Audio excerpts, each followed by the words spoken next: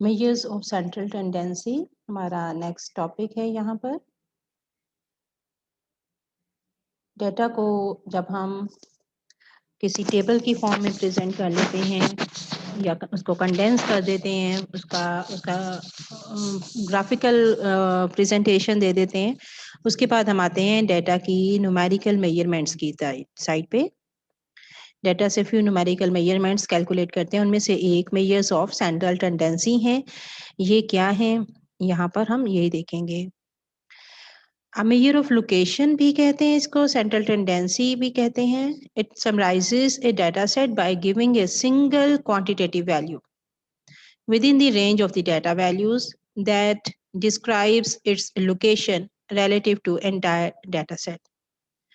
एक single numerical value से हम डाटा को प्रेजेंट करेंगे, समराइज करेंगे और इसी के राउंड अबाउट सारा डाटा जो है वो स्कैटर्ड होता है। कॉमन मेजर्स जो इसमें से कुछ यूज होती हैं, अरिथमेटिक मीन जो सिंपल आप लोग एवरेज अभी तक करते आए हैं, उसको स्टैटिस्टिक्स में नाम दिया जाता है अरिथमेटिक मीन का। Geometric mean, harmonic mean, median and mod, ये कुछ few measures of central tendency हैं।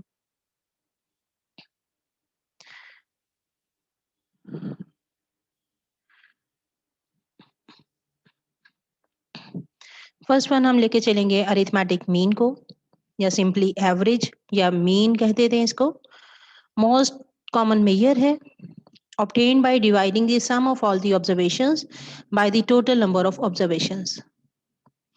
पॉपुलेशन मीन कैसे कैलकुलेट करेंगे? अगर if you have full population data, अगर आपके पास फुल पॉपुलेशन की मेजरमेंट्स हैं, तो फिर आप फुल पॉपुलेशन की डाटा वैल्यूज को ऐड करेंगे। पॉपुलेशन साइज क्योंकि एन होता है, कैपिटल एन शोज करता है पॉपुलेशन साइज को, तो आप एन पॉपुलेशन वैल्यूज को ऐड करेंगे और नंबर ऑफ ऑब्जर्वेशन से एन से डिवाइड कर देंगे।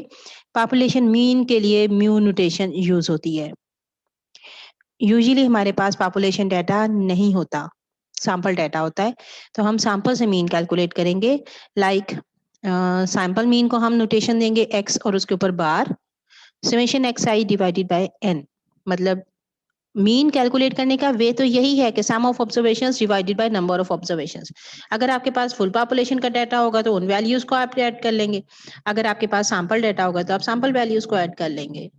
सिंपली उनको ऐड करना, नंबर ऑफ ऑब्जर्वेशन से आपने डिवाइड कर देना है। फॉर एग्जांपल ये आपके पास 1 2 3 4 5 वैल्यूज हैं और आप क्या करें कि इनको ऐड करें और नंबर है इसका 5 है, तो इसका मीन जो है एक्स बार जो है वो आपके पास 3 आ जाएगा।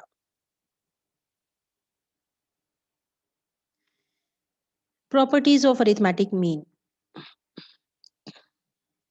Mean of the constant is equal to that constant. मतलब अगर आप कांस्टेंट नंबर ही है, उसको अगर आप एवरेज करते हो तो ये उसी कांस्टेंट के इक्वल ही उसकी एवरेज आ जाएगी। The sum of the deviations of the observations from their mean is equal to 0. Sum of the deviations. Deviations word stands for difference. Difference.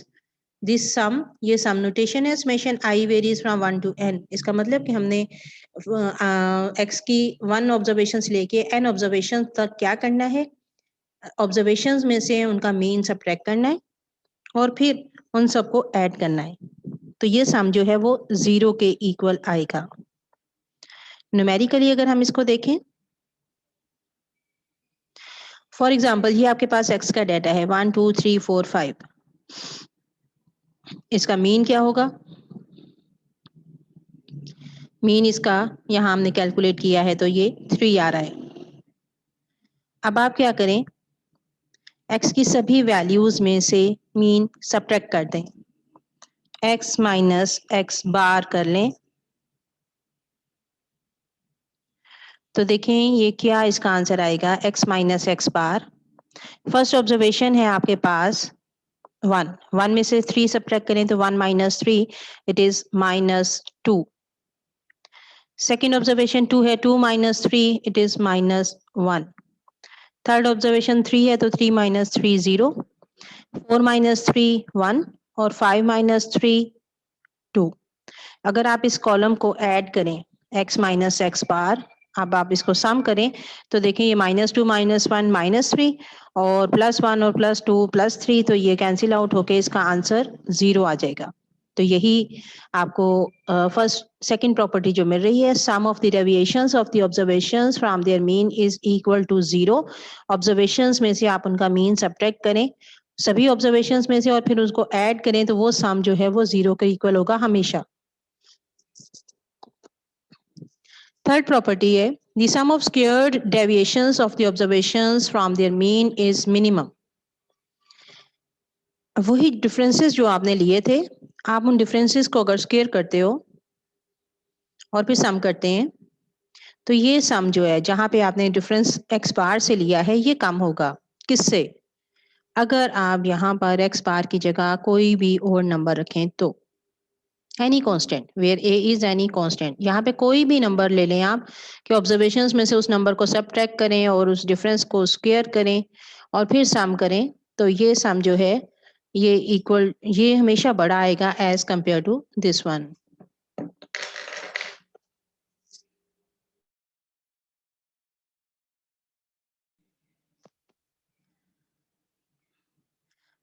Okay students, ये प्रॉपर्टी हम थर्ड वन जो है इसमें क्या है कि अगर आप डेविएशंस फ्रॉम मीन लें तो इससे ये सम मिनिमम आएगा एज कंपेयर टू कि आप अरिथमेटिक मीन की जगह कोई भी कांस्टेंट रख लें। अच्छा यहाँ देखिए x माइनस एक्स बार करके आपके पास ये वैल्यूज आई थी, इन्हीं को ही अब स्क्वायर अगर आप कर लें x minus x bar square, तो अगर आप इसका स्क्वायर करते हो तो ये क्या हो जाएगा आपके पास 4 -2 का स्क्वायर 4 -1 स्क्वायर 1 0 स्क्वायर 0 1 स्क्वायर 1 और 2 स्क्वायर 4। ठीक है, मैंने इनके क्या कर दिए जस्ट स्क्वायर्स ले लिए हैं। डिफरेंस लेना है वैल्यूज में से, मीन सब्ट्रैक्ट करना है और फिर उसको स्क्वायर कर लेना है। स्क्वायर करके आपने इसको ऐड करना है तो ये देखें इसका सम कितना बन रहा है 5 + 5 10। ये सम हमारे पास यहाँ पर आ रहा है 10 का। अच्छा यहाँ पर मैंने नेक्स्ट कॉलम में क्या किया है, एक्स बार की जगह आप 1 रख लें, x minus 1 square 1 any number, आप 0 भी रख सकते हो, आप 2 3 4 5 एनी नंबर आप रख सकते हो। अच्छा अगर हम 1 लेते हैं तो x भी 1 है, 1 माइनस 1 0 हो गया, 2 में से 1 सब्ट्रैक्ट करेंगे तो 2 माइनस 1 1 स्क्वायर 1 आ गया, 3 माइनस 1 2 2 स्क्वायर 4, इसी तरह 4 माइनस 1 स्क्वायर 9 और 5 माइनस 1 4 4 स्क्वायर 16। अगर आप इसको ऐड करें तो देखें ये सम जो है आपके पास क्या बन रहा है 30 का।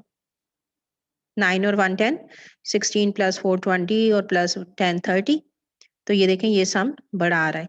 आप 1 की जगह कोई भी नंबर रख के कर लें तो ये सम हमेशा बड़ा ही आएगा।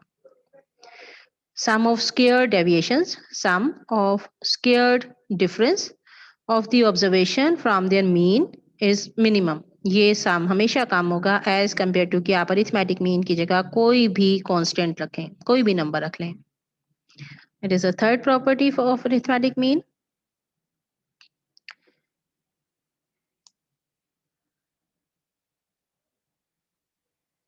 ये एक डेटा सेट है कुछ ऑब्जर्वेशंस का, लास्ट रो जो है इसमें सम्स आ रहे हैं। एक्स डाटा का मीन अगर आप कैलकुलेट करें तो यहाँ पे 68.5 आ रहा है। एक्स माइनस एक्स बार किया है तो ये देखें इस कॉलम का सम 0 आएगा। ये आपने इसको न्यूमेरिकली करके देख लेना है अभी क्लास के ड्यूरेशन में ही। फिर x minus x bar square किया है, मतलब ये difference of observations from their arithmetic mean square differences, इन्हीं डिफरेंसेस को स्क्वायर किया है और सब ऐड किया तो ये सम 166 आ रहा है। अब यहाँ मैंने a लिया है 70, आप कोई नंबर भी ले सकते हैं with in the data set और outside the data set.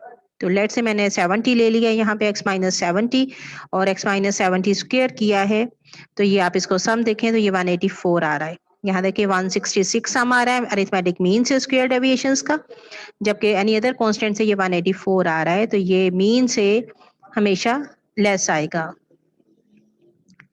Fourth property of arithmetic mean, if x1 so on xn have mean x bar, मतलब ये x1 x2 हम जनरली अपनी डाटा वैल्यूज के लिए लिखते हैं. x1 x2 so on xn have mean x bar, then the mean after multiplying each observation by a constant a is the mean multiplied by that constant. इसका क्या मतलब है? आपके पास एक डाटा है x का डाटा और उसका मीन x बार है.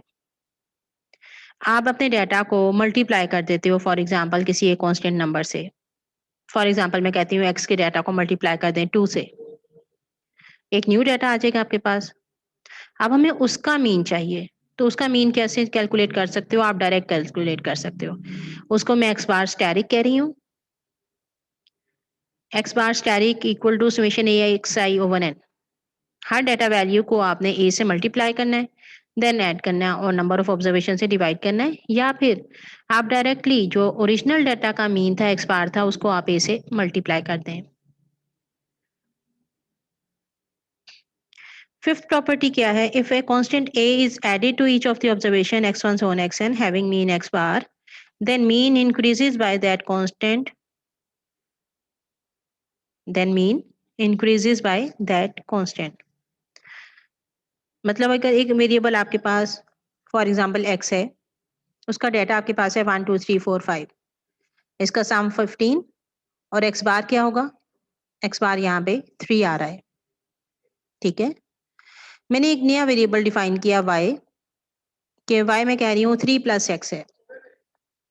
x में 3 ऐड कर दें, एक नया वेरिएबल बन जाएगा आपके पास. x में 3 ऐड करें तो 1 plus 3 4, 2 plus 3 5, 3 plus 3 6, 4 plus 3 7, 5 plus 3 8. ये एक नया डाटा बन गया आपके पास y का. इसको अगर आप ऐड करते हो तो सम इसका 30 और y बार किसके इक्वल आ जाएगा? 30 divided by 5 it is 6. 30 divided by 5 equal to 6. जबकि x बार हमारे पास क्या था? x बार हमारे पास था यहाँ पर 15 डिवाइडेड बाय 5 3. अब मैं y बार एक तो इस तरह से निकाल सकती हूँ नए डाटा का मीन, कि मैं ओरिजिनल डाटा से न्यू डाटा कन्वर्ट करूँ, उसमें वो कांस्टेंट ऐड करके और फिर उसका मीन कैलकुलेट करूँ. सेकंड वे क्या है? मैं y बार डायरेक्ट निकाल कैलकुलेट कर सकती हूँ. किस तरह से? y bar equal to x bar plus 3. 3 क्या है? वो कांस्टेंट जो मैंने x में ऐड करके y बनाया था. आप x के मीन में वही कांस्टेंट ऐड कर दें तो आपके पास y बार आ जाएगा. देखें, आपके पास x बार था 3, इस डाटा का मीन x बार वो 3 था, उसमें आप 3 ही ऐड कर दें तो ये 6 आ जाएगा विच इज y बार. तो आप डायरेक्ट भी कैलकुलेट कर सकते हो बाय यूजिंग दिस प्रॉपर्टी. मैं यहाँ y की बजाय यहाँ नोटेशन में x स्टैटिक कह रही हूँ. x स्टैटिक नया डाटा है और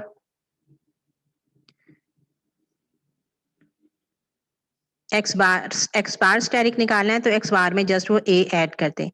जिस तरह से ऐड किया है वैसे ही मल्टीप्लाई करना है. अगर आप डाटा को किसी एक नंबर से मल्टीप्लाई करते हो तो न्यू डाटा का मीन आप कैलकुलेट कर सकते हो कि आप ओरिजिनल डाटा के मीन को उस कांस्टेंट नंबर से मल्टीप्लाई करते हैं.